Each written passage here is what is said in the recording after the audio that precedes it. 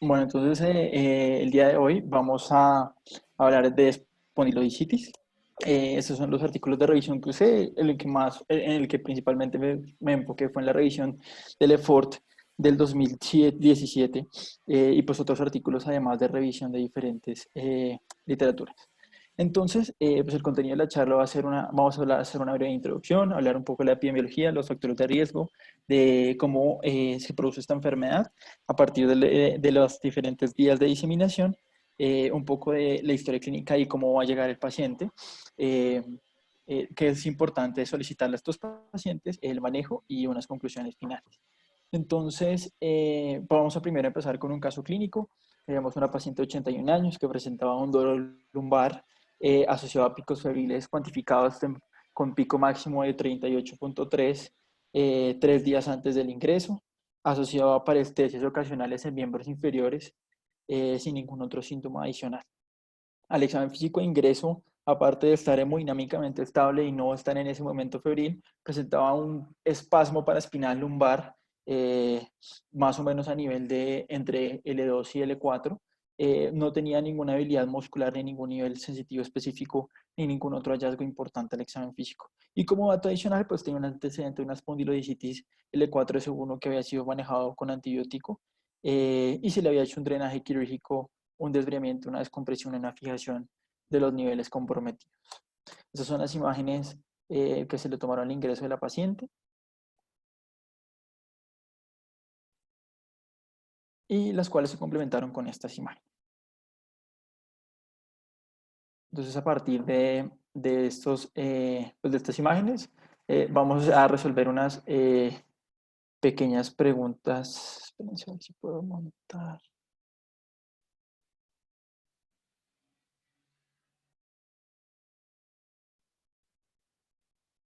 Camila Gallo, ¿será que puede lanzar la poll? Es que creo que como usted también está con el de virtual.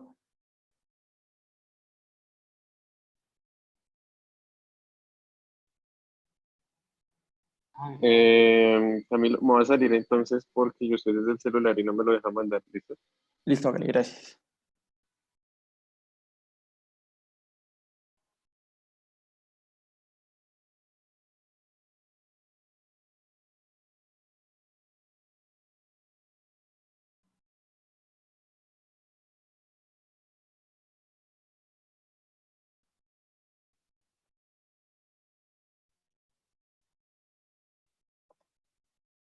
Bueno, no funcionó la encuesta, pero si algo la hacemos al final. Entonces vamos a continuar. Entonces, bueno, la espondilodicitis, pues en su definición es una inflamación del cuerpo vertebral y o disco intervertebral que pueden también comprometer el canal espinal y el tejido paraespinal. Digamos que en cuanto a su clasificación principal, la que más se usa es en cuanto a su etiología, que puede ser piógena, granulomatosa, siendo el agente etiológico más importante la tuberculosis o los hongos, o parasitaria. Eh, eh, históricamente, pues ha sido de las infecciones musculoesqueléticas que se han documentado de forma más antigua, documentándose el mal de Pod o la tuberculosis en la columna vertebral desde 1779. Y incluso fue realizada la primera función vertebral en 1911 por el doctor Hibbs con el fin de darle manejo a la tuberculosis en uno de sus pacientes. Es una enfermedad adicionalmente pues, que tiene un potencial devastador con una progresión rápida que puede llevar a un colapso estructural y un déficit sensitivo permanente. En cuanto a su epidemiología, entonces más o menos se presenta, corresponde al 0.15 al 5% de todas las osteomelitis musculoesqueléticas, eh, con una incidencia más o menos de 4 a 24 casos por millón anual en países desarrollados y tiene una predilección a favor de los hombres más o menos de 1.2 a 5 casos con respecto a las mujeres. Más o menos tiene dos picos de presentación, siendo menores de 20 años y entre los 50 y los 70 años.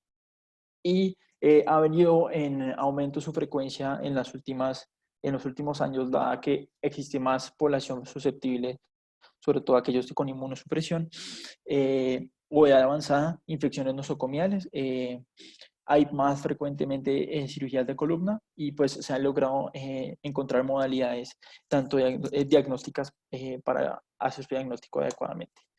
Con respecto a los factores de riesgo que se han documentado, pues está el estrato socioeconómico bajo, sobre todo porque esto pues está asociado a una baja sanidad y un pobre acceso a la salud, infecciones a otros niveles, como por ejemplo la piel y los tejidos blandos, geniturinarios, gastrointestinales, respiratorias u orales, el uso de implantes intravasculares, la edad avanzada, la inmunosupresión por diferentes causas, comorbilidades como la falla renal, la artritis reumatoide y la cirrosis.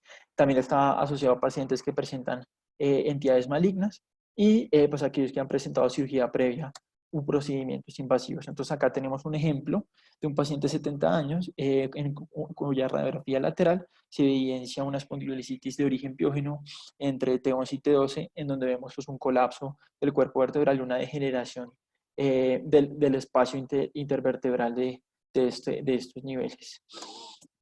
Entonces, con respecto a los patógenos, pues históricamente siempre se ha documentado la tuberculosis, pero cada vez es menos frecuente, es mucho más frecuente las bacterianas, siendo el Staphylococcus aureus entre un 20 y un 84% de los casos, las enterobacterias, ya sea por E. coli, Protus o Klebsiella, entre el 7 y el 73 y el 33%, Salmonella, sobre todo en pacientes menores de edad asociados a enfermedades de células falciformes, la pseudomonas aeruginosa, sobre todo en usuarios de drogas intravenosas, y los estreptococos y enterococos en una menor proporción, ya llegando al 5 a 20% de los casos.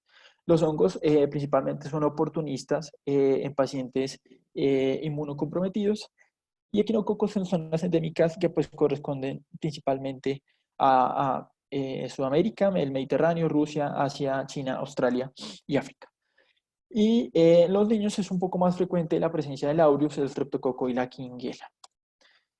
Un tercio de los pacientes no se va a poder identificar el patógeno y la mayoría de los escenarios van a ser enfermedades monobacterianas y correspondiendo solamente a polibacterianas en menos del 10% de los casos y pueden presentarse infecciones a distancia hasta un 50% de los casos, siendo pues geniturinarias en su mayoría, endocarditis, piel y tejido blando y dispositivos intravasculares, gastrointestinales respiratorias y de la cavidad oral, así en ese orden de frecuencia. Entonces esto pues nos lleva a uno de los primeros estudios que traigo hoy, que es, dada que existe cierta relación en la endocarditis, pues ellos quisieron hacer un estudio en donde evalúan cuál es la relación de la endocarditis y la espondilolisitis y qué implicaciones tiene esto para su tratamiento. Entonces, en este estudio que realizaron en 2007 a 2017, lo que hacían era caracterizar la relación que existía entre la endocarditis y la espondilolisitis, y a partir del 2012 empezaron a usar de forma rutinaria el ecocardiograma para ver si esto tenía algún impacto sobre el desenlace de estos pacientes.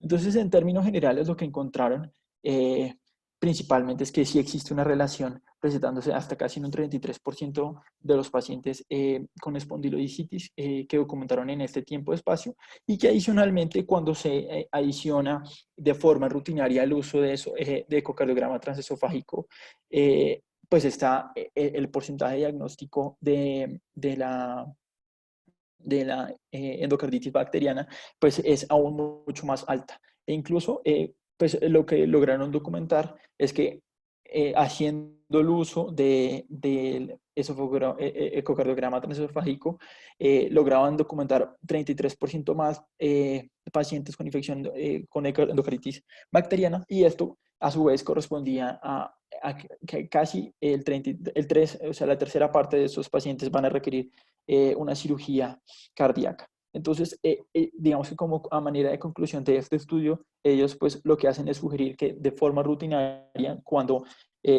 por sus características se considere que el paciente tenga una espondilolisitis de origen bacteriano y que su vía de diseminación sea hematógena, pues se deberá asociar siempre un ecocardiograma dada su gran asociación con presentar endocarditis bacteriana. Con respecto pues, a su patogénesis, entonces pues, la hematógena es la más común, lo que ocurre, pues hay una colonización bacteriana metafisiaria. Esto, pues dada la vascularización de la vértebra, lleva a que haya un menor compromiso en las estructuras posteriores por las bacterias. La destrucción del disco, dado que es menos vascularizado, pues no es vascularizado en el adulto, entonces se realiza, dada la liberación de las enzimas bacterianas, esto va a llevar a una embolización, a un compromiso vascular con obliteración de la vasculatura del cuerpo vertebral, llevando a una destrucción vertebral, un colapso. Pueden llevar a ver además formación de abscesos paravertebrales, un compromiso del canal espinal, que además puede terminar en una meningitis, abscesos epidurales o subdurales. Y adicionalmente llevar a inestabilidad, deformidad, pues incluso un canal lumbar estrecho por esta razón.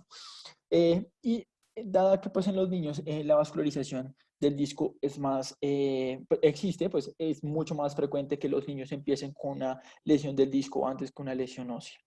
Las otras formas pues, de llevar cualquier agente etiológico al cuerpo vertebral por vías neumatógenas como una inoculación directa de forma iatrogénica o por continuidad en aquellos en donde se asocia a ruptura esofágica o injertos vasculares, sobre todo de grandes vasos. Es más frecuente que sea lumbar, luego torácico, cervical y sacro, con un compromiso más o menos, que por lo general no supera uno o dos niveles. Cuando hablamos de la tuberculosis, sí es más frecuente que sea toracolumbar, luego cervical y sacra, y por lo general compromete dos o más niveles, y llegando a ser hasta un 25% que sean de múltiples focos. Y esto es dado porque, por lo general, la tuberculosis se expande a través del plejo venoso de Watson, que es impulsado por la presión intraabdominal, y, y pues esto permite que su diseminación a lo largo de la columna pues sea mayor. Entonces, ¿cómo se van a presentar los pacientes? Por lo general van a hacer una historia clínica vaga, inespecífica, con una lumbalgia o cervicalgia que empeora principalmente de noche, aunque 15% de los pacientes pueden no presentar dolor, asociado a astenia, dinamia, náuseas, anorexia, pérdida de peso, y solamente presentarse fiebre en el 50% de los casos. Pueden presentar edema o espasmos paravertebrales cercanos a donde se ubica la lesión, con la limitación de los arcos de movimiento a este nivel. Y pueden presentar déficit hasta un 20% de neurológico hasta un 20% de los casos. Si se trata de su localización cervical, puede asociarse a disfagia o tortícolis. Cuando el caso clínico es asociado pues, o es causante, el causante es la tuberculosis, puede ser insidiosa o estar asociado a dolor en la región toracolumbar con una deformidad local, dado su gran compromiso óseo que presenta. En los niños pueden presentarse síntomas como dolor abdominal, fiebre, cojera, irritabilidad, y es menos frecuente el déficit neurológico en estos pacientes. Con respecto pues, a los paraclínicos, pues, digamos que en cuanto al hemograma, la leucocitosis apenas se ve elevada en la mitad de los pacientes, entonces en términos generales no es un buen parámetro para evaluar a los pacientes. La BCG más o menos se ve elevada en el 90% y por lo general se duplica o alcanza a aumentar 4 veces su nivel normal. Y la PCR pues se eleva un poco más temprano porque es ligeramente más sensible. Sin embargo, pues en aquellos pacientes en que presentan tuberculosis pueden llegar a ser normales o ligeramente elevados. Entonces, en términos generales, utilizamos los reactantes más que para el diagnóstico, para asociarlos a respuesta al tratamiento. Entonces, siempre en nuestros pacientes, dado que más frecuentemente son afectados de forma hematógena, pues se debe asociar siempre hemocultivos o urocultivos para guiar el tratamiento y así eh, aislando un germen y dar el tratamiento antibiótico específico. Casi más de la mitad de los pacientes van a presentar eh, cultivos positivos y casi hasta un 59% se puede identificar el patógeno. La reacción en cadena de la polimerasa, entonces puede también usarse, pero solamente adjunto a los cultivos y nunca va a reemplazarlos, y sobre todo se usan en casos en que tengamos patógenos inusuales para confirmarlos.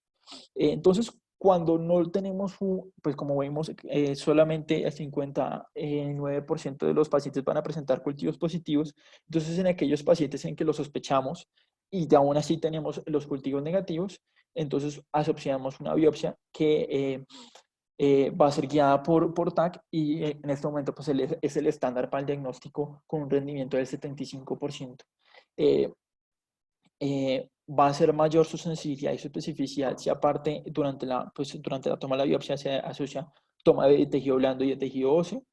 Y los falsos negativos por lo general se asocian al uso de antibiótico previo, que por lo general se espera que no se haya dado antibiótico más de 48 horas antes de la realización de este procedimiento.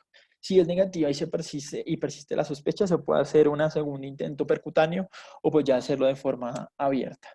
Entonces, pues este es un estudio donde evalúa cuál es la efectividad del uso de la biopsia guiada por TAC, pues para determinar la causa de la espondilitis, desde la espondilodicitis. Entonces, este es un estudio pues, que evalúa, era una revisión sistemática donde evalúan 11 estudios que corresponden a 647 biopsias y buscaban era evaluar el rendimiento del cultivo. Y lo que encontraban es que el rendimiento, en términos generales, pues que la mayoría de los estudios evaluados eran retrospectivos, que todos esta es una tabla donde evalúan donde se encuentra el rendimiento del cultivo y en términos generales todos los estudios reportan un rendimiento muy diferente a cada uno de ellos y más o menos en una media encontraron que se asocia hasta un 33% de los resultados, lo que quiere decir pues que en teoría no pareciera no tener un buen rendimiento, pero esto es porque no tienen en cuenta en este estudio que también lo que nos permite la biopsia es hacer un estudio histológico asociado al cultivo que nos permite pues establecer mejor el diagnóstico de esta manera. Entonces, por eso no sería suficiente con este único estudio para establecer que no tiene un buen rendimiento para el diagnóstico. Con respecto a sus imágenes, entonces tenemos pues la radiografía, que es la primera, pues la primera imagen que debemos tomar a estos pacientes, debe ser una PO y una lateral del segmento que se sospeche el compromiso y también nos permite también hacer un diagnóstico diferencial de otras patologías que puedan presentarse. Es difícil su identificación, sobre todo en lesiones en etapas tempranas. En términos generales, el primer signo que encontramos es una pérdida de definición del aspecto anterior del plato vertebral, seguida de pérdida del espacio intervertebral, osteolisis y borramiento del plato. Después, pues obviamente a medida que va progresando la enfermedad encontraremos destrucción ósea, mal alineamiento en el plano coronal o sagital, colapso vertebral y en los últimos escenarios, pues una anquilosis. Entonces tenemos en esta diapositiva, en la del lado izquierdo vemos una radiografía de un paciente de 56 años, una mujer con una espondilodicitis L2, L3, en donde vemos una pérdida del espacio intervertebral asociado a un borramiento de los platos de ambos cuerpos vertebrales. Y en la figura de la derecha lo que vemos es una anquilosis dada por un completo acuñamiento de la vértebra T9 en esta paciente de 51 años con completo borramiento del espacio intervertebral. El siguiente método diagnóstico que encontramos pues, es el TAC, que nos permite principalmente caracterizar las lesiones óseas. Pues, en ella iniciaremos la destrucción del plato, la pérdida de la grasa paravertebral y pérdida de la densidad del disco. Podemos ver también erosión y secuestros, y usualmente pues, la usamos para guiar la toma de la biopsia o cuando hay una contraindicación en la resonancia. Acá lo que vemos en esta imagen es un paciente de 64 años, masculino, con una espondilodicitis a nivel L3, L4, en donde vemos un compromiso destructivo completo con fragmentación pues, del cuerpo vertebral, que incluso lleva a tener fragmentos en el canal medular. Y además, en la otra imagen vemos que además tiene asociado un absceso paravertebral y epidural a estos niveles. Y en esta imagen vemos otro paciente de 67 años, también masculino, con una espondilodicitis a nivel de L3, que le vemos además de la fragmentación del cuerpo vertebral, el compromiso del psoas por contigüidad. Digamos que la resonancia es la modalidad de elección para el diagnóstico con una sensibilidad y una especificidad por encima del 90%. El aumento de pues lo que vamos a ver es un aumento de la señal por edema de la médula ósea. Inicialmente lo veremos en la región anterolateral del cuerpo vertebral cerca de los platos. Vamos a ver una baja señal en T1 y una alta intensidad en T2 y también la veremos elevada en T1 cuando utilizamos contrastes. Y en los niños lo que veremos sería un aumento en la intensidad en T2, sobre todo en la periferia. Entonces, por lo general, podríamos beneficiarnos de evaluar bien el compromiso óseo, dado que este tiende a sobreestimar el compromiso de este tejido. Entonces, como vemos en esta imagen de un paciente de 47 años, masculino, en donde vemos en T1, en este corte sagital, una pérdida de la intensidad en L5-S1, pero si lo vemos en los siguientes cortes T2 y T1 contrastado, pues vemos que aumenta la intensidad a este nivel. Y como vemos, pues este compromiso más anterior, como lo describí anteriormente. En esta imagen también vemos el compromiso de una paciente de 45 años, en donde vemos pues un compromiso de L4-L5, en donde vemos pues un aumento, pérdida de la intensidad en T1 y aumento en la intensidad en T2, donde vemos un completo compromiso de ambos cuerpos vertebrales comprometidos. Cuando tenemos pues tuberculosis, lo que vamos a presentar adicionalmente a los hallazgos descritos es abscesos intraóseos paravertebrales, lesiones que pueden presentarse en salto, hay un compromiso subligamentario, compromiso de la columna posterior y en términos generales hay una relativa preservación del disco. En los hongos lo que vemos adicional a esto, vemos es una destrucción del cuerpo vertebral que a diferencia de los anteriores hay una baja intensidad de la señal en T2 sin cambios en la señal tras el uso del contraste.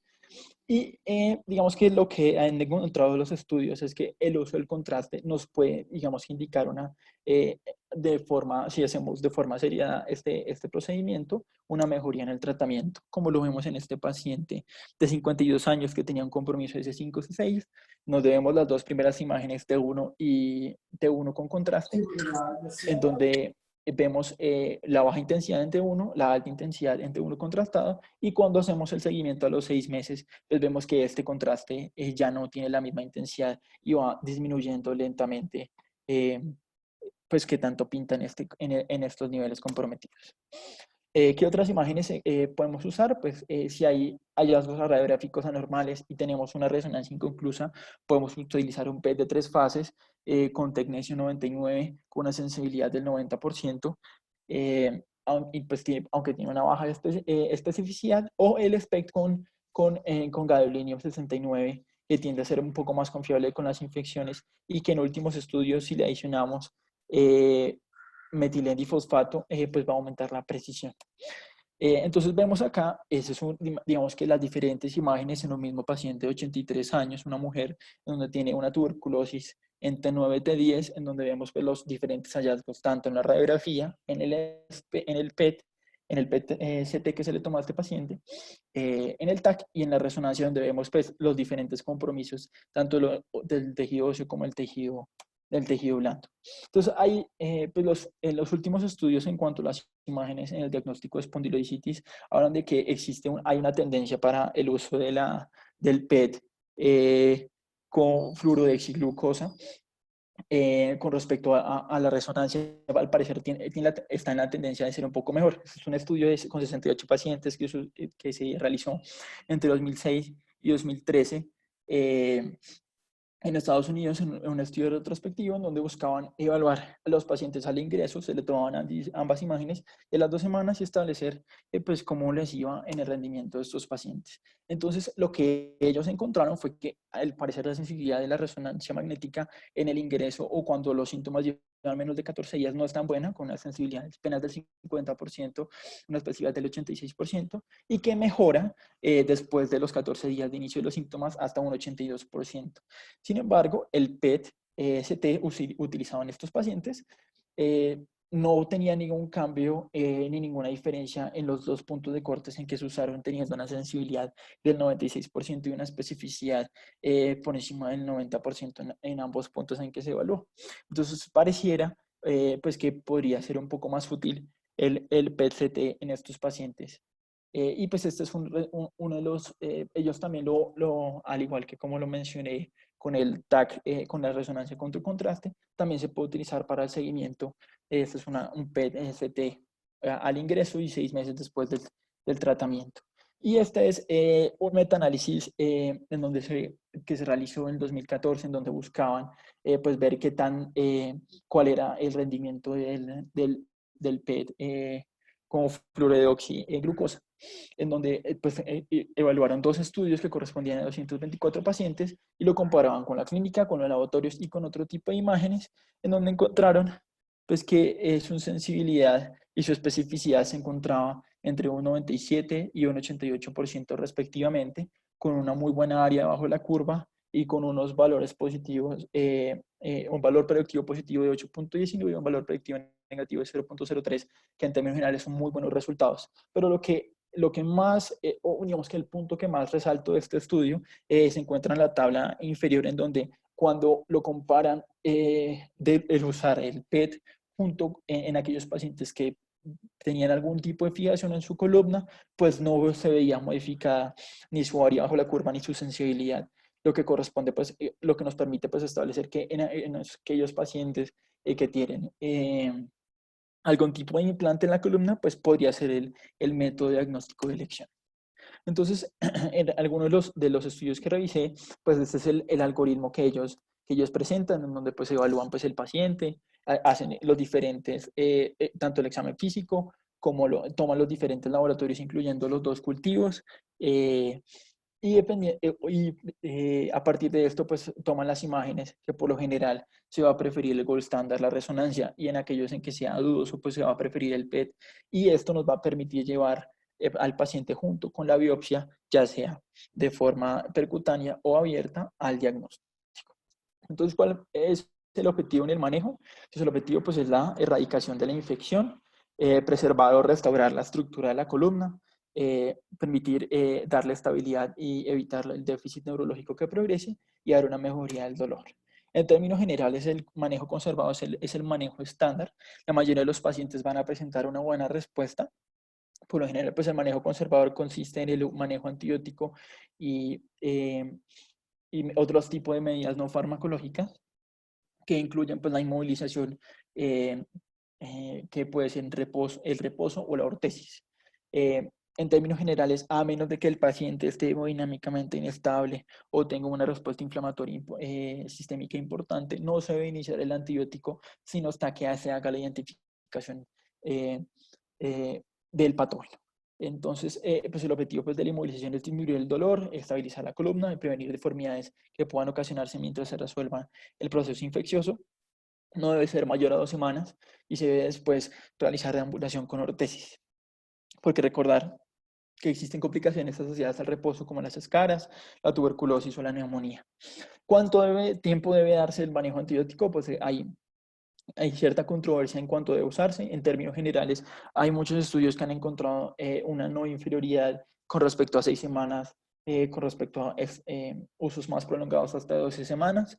Solamente se recomienda usos prolongados cuando hay abscesos o hay instrumentaciones infectadas, cuando hay brucela, que pues corresponde entre 3 a 6 meses, o tuberculosis, que van de 9 a 12 meses. El uso de antibiótico se recomienda realizarse de forma intravenosa entre las primeras 2 a 4 semanas. Se puede pasar de forma oral según cómo vayan comportándose los reactantes en estos pacientes. Los niños que requieran manejo empírico, pues se va a preferir la cefalosporina de tercera generación más la clindamicina. En los adultos, pues dependerá de cómo sea la flora institucional. Y pues sí existen unos factores predictores del manejo conservador, que son la PCR elevada persistentemente, que persista con fiebre o dolor a pesar de que lleve ya varias semanas del manejo antibiótico. Pues esta es una tabla donde según el agente etiológico, pues más o menos da unas pautas para su manejo antibiótico. Y pues acá traigo un estudio en donde evalúa pues cuánto es el tiempo adecuado para darle manejo antibiótico a los pacientes pues con espondilodicitis. Utiliza 5, ahí en ellos pues están involucrados 5 hospitales terciarios en Corea, que corresponden a 370 pacientes, en donde evalúan la recurrencia, es decir, que microbiológicamente por cultivo o por biopsia se identificara el mismo patógeno y pues dividían a los pacientes en 2 grupos, haciéndoles un seguimiento a 31 años. Entonces, ¿qué encontraron ellos mientras realizaban su estudio? Que al parecer existía unos factores de recurrencia que son tener un estafilococo aureus meticilino resistente, que tenga un absceso paravertebral no drenado o que tenga enfermedad renal en estadio terminal. Entonces lo que hicieron fue dividir estos pacientes entre baja recurrencia y alta recurrencia, aquellos que tenían al menos uno de estos factores de riesgo. Acá vemos pues, las características, como es estadísticamente significativo, estos 3 parámetros que ellos usaron. que como lo vimos, pues ellos también reportan en mayor frecuencia el estafilococo aureus con respecto al resto de los patógenos, y que en términos generales, aquellos les va bien a los pacientes de bajo riesgo, que se les da manejo entre 4 y 6 semanas, o 6 a 8 semanas. Si se les da, con respecto a la recurrencia, va a ser menos recurrencia. Entonces, pues, la conclusión de este estudio, pues, es que en términos generales uno podría dar manejo antibiótico hasta 6 semanas en aquellos pacientes en que no presenten estos 3 parámetros que los meterían en el grupo de alto riesgo.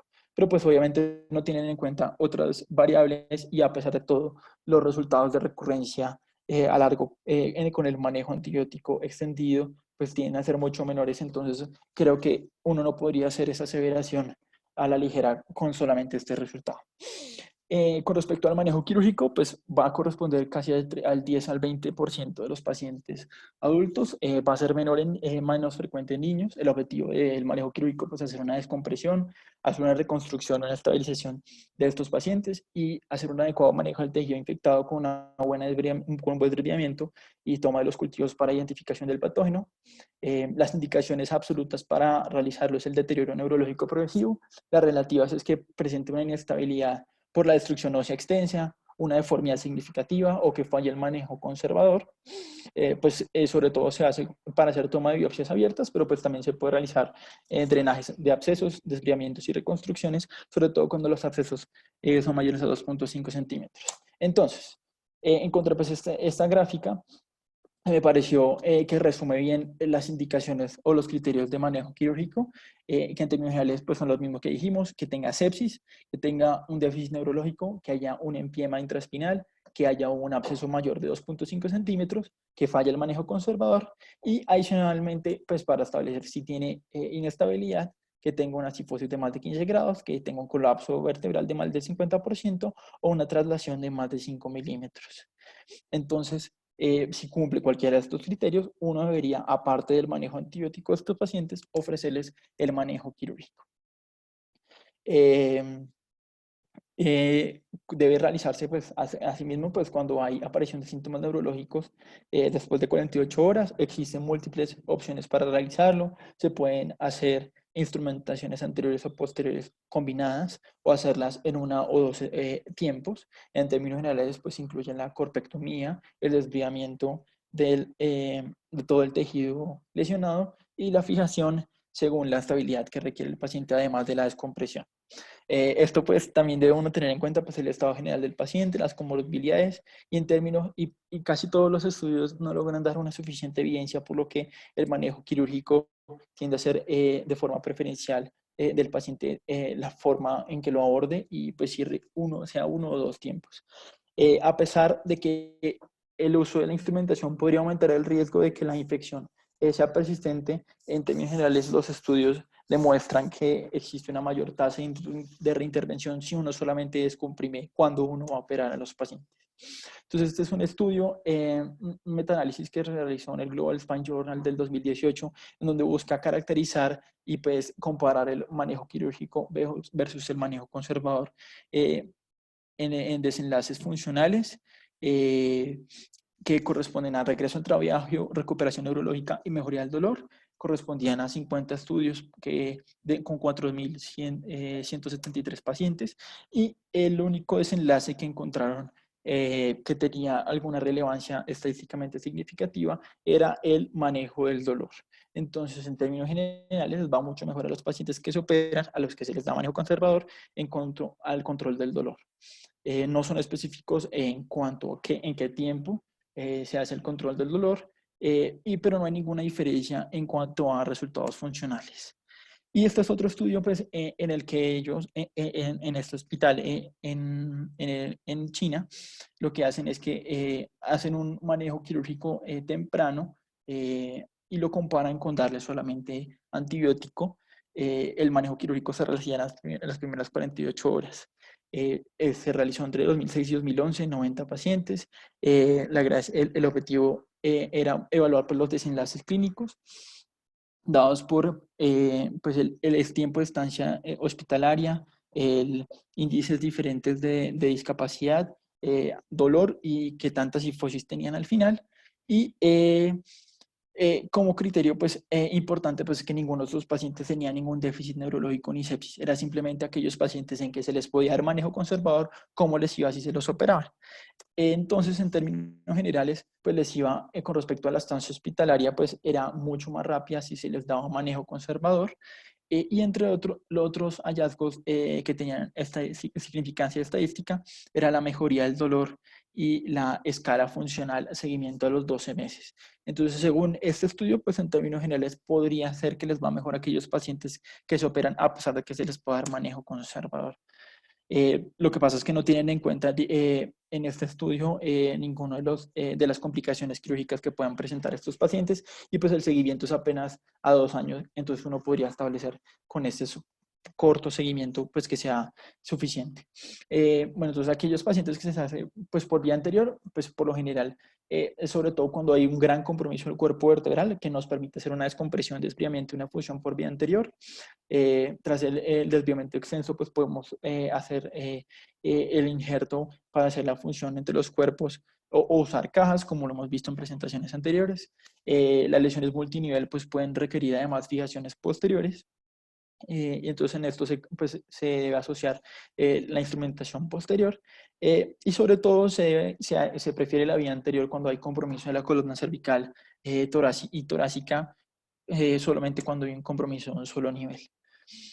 Con respecto a la instrumentación posterior, pues sobre todo en aquellos que van a tener accesos epidurales en la región lumbar, no se recomienda hacer solamente el drenaje, sino asociarlo pues, a una artrodesis, una descompresión.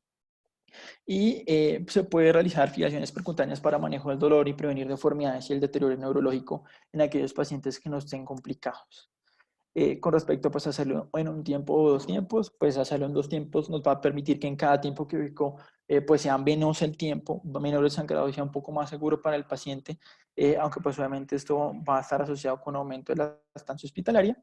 Y hacerlo pues en un solo tiempo pues nos va a permitir hacer una control de la infección, una reconstrucción quirúrgica mucho más rápida en estos pacientes. Entonces este es un estudio que buscaba comparar hacer vía posterior y posterior anterior en 2 tiempos, en donde evaluaban 124 pacientes entre el 2006 y 2012 de forma retrospectiva, evaluando desenlaces clínicos, funcionales, radiográficos y de dolor, en donde encontraron pues, que no existía, a pesar de que ellos lo reportan como conclusión de que parece que les va mucho mejor a los pacientes con el manejo combinado. En términos generales, si uno ve las gráficas del estudio y los resultados, pues no hay ninguna diferencia estadísticamente significativa. Este es un ejemplo de un paciente de 50 años, pues que tenía una espondilodicitis a nivel de T12, T10, T11, T12, en donde pues vemos el compromiso tanto en la resonancia como en el TAC, con un gran compromiso y la destrucción ósea que presentaban este paciente, y pues que dada su compromiso y su inestabilidad y sus síntomas neurológicos, pues se asoció aparte del desviamiento y el manejo antibiótico una fusión y una artrodesis. Entonces, en la bibliografía que encontré, pues ellos utilizaban este algoritmo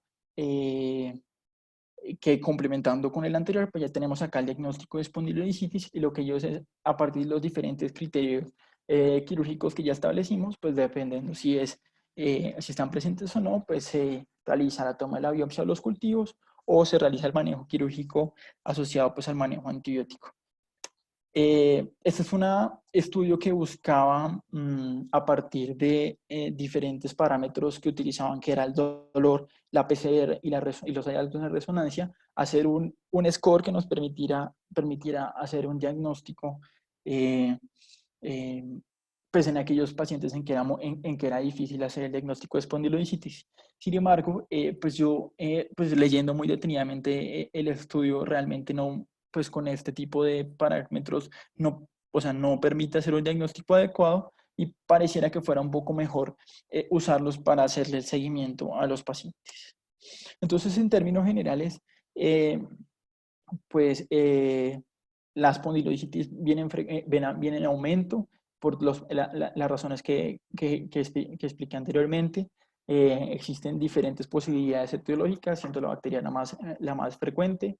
El diagnóstico es tanto clínico, paraclínico como microbiológico. Existe pues una controversia en cuanto se le debe dar, cuánto tiempo de antibiótico se le debe dar y en qué momento se debe hacer el switch a vía oral, pero pareciera que todo sigue siendo a favor de dar manejos antibióticos prolongados. El manejo conservador va a ser, digamos que, el tratamiento más estándar en la mayoría de los pacientes y solo se le debe dar manejo quirúrgico a aquellos pacientes que cumplan los criterios quirúrgicos que podemos resumirlos en deterioro neurológico, falla en el manejo conservador y que cumpla criterios de inestabilidad. Y pues quería finalizar pues con esta tabla que nos, a partir de los tres posibilidades etiológicas más frecuentes, pues cuáles son sus diferentes características, como para que si quieren le puedan tomar una foto o igual pues ahí queda en la presentación. Y que nos pues, permita dirigir el diagnóstico y el tratamiento según corresponda. Y listo. Muy bien, Camilo. Yo quería como, o sea, lo más importante para ustedes es realmente establecer la sospecha del diagnóstico por los antecedentes clínicos del paciente, los factores de riesgo. Y me llamó la atención el artículo del PET scan, que yo creo que pues sí, puede dar mucha información, pero realmente costo-beneficio para hacer un diagnóstico que se puede aproximar bastante con una buena historia clínica, la resonancia y los otros paraclínicos, pues creo que el PET scan es un examen demasiado costoso para hacer el diagnóstico de una entidad que se puede diagnosticar fácilmente con los otros datos de la historia clínica y con una resonancia bien hecha. No sé ustedes qué opinen. ¿Alguien tiene algo que decir? María Piedad.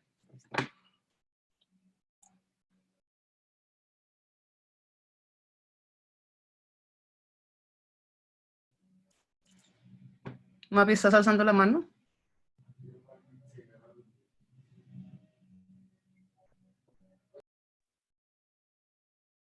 Igual ahí Cami mostraba que la sensibilidad de la resonancia era pues bastante alta, ¿no?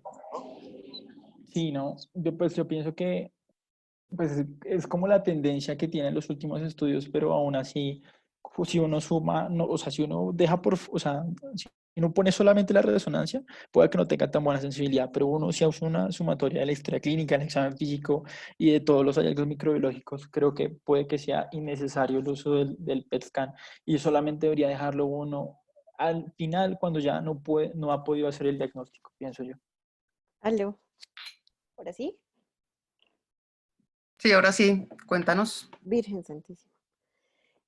Que igual hay un montón de patologías que también, por la forma como funciona el PET, podría confundirse una espondilodicitis con otras patologías, como por ejemplo las patologías tumorales y viceversa. Entonces, pues a pesar de que los desempeños que ellos mostraban eran bastante buenos, en un paciente donde uno tiene, mejor dicho, no ayudaría a quitar la duda en un paciente donde uno está sospechando alguna otra cosa. ¿Estás afirmando o estás preguntando? Estoy preguntando. Pues yo no he visto ese estudio, realmente nosotros nunca hemos usado el PET scan para eso, pero yo pienso que es un examen que nos deja como, digamos, como de última opción si con los otros exámenes no tenemos un diagnóstico suficientemente claro. Podría uno usar el PET scan, pero no sería como un examen de primera opción, por lo menos en nuestro medio no, incluso ni siquiera en la fundación. Yo creo que con los otros exámenes, si uno tiene suficientes datos, podría hacer el diagnóstico, la biopsia y todas estas cosas. Y si ya la biopsia no fuera conclusiva, algún otro hallazgo que no permita hacer bien el diagnóstico del paciente, pues ya podría uno recurrir al PET scan como una última manera de tratar de saber el paciente que tiene. Creo yo. Gracias, doctor.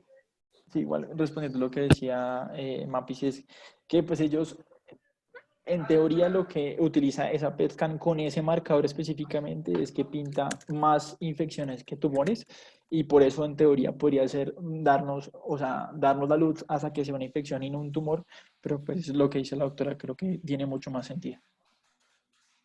Sí, yo creo que les quede, pues como que quede claro y así el mensaje para llevar es, obviamente siempre tener una buena historia clínica.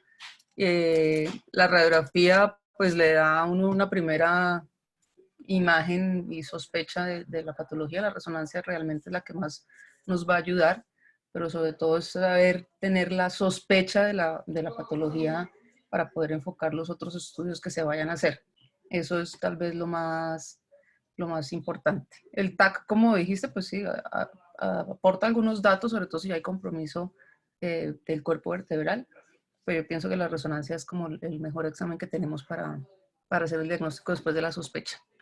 Doctora, yo tengo una pregunta. En los pacientes que tienen una instrumentación previa en su columna, Camilo decía que para ellos puede ser pues una opción el PET, pero entonces en nuestro algoritmo sería primero biopsiar al paciente ante una sospecha clínica importante. Sí, en la resonancia tú encuentras que hay imágenes que sugieran que hay una colección.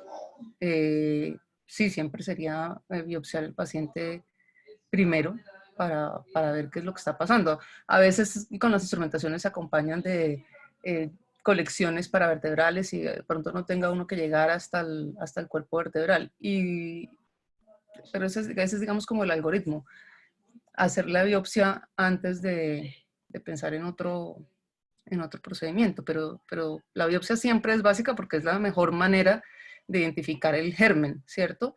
Sí, puede haber tenido infecciones urinarias a repetición y a veces terminamos hemocultivándolos si no van bien, y es otra buena manera de tener el germen, pero lo ideal es poder hacer una buena biopsia y cultivar eso para tener el diagnóstico. ¿Contesté tu pregunta? Sí, señora. Gracias. ¿Alguien más? ¿Alguna otra contribución? ¿No? Bueno, muchas gracias. Parece que no. Señora, muchas Me gracias. parece Muy que bien, Camilo. Listo, bueno. Entonces, sigan ahí sentados estudiando. ¿Cuántos más webinars tienen hoy? 2 más. Bueno, muy juiciosos, por favor. Entonces, nos Gracias, estamos doctora, viendo. muchas Muchas gracias a gracias. todos. Bueno, que almuercen rico. Gracias. Gracias, doctora. Chao. Chao.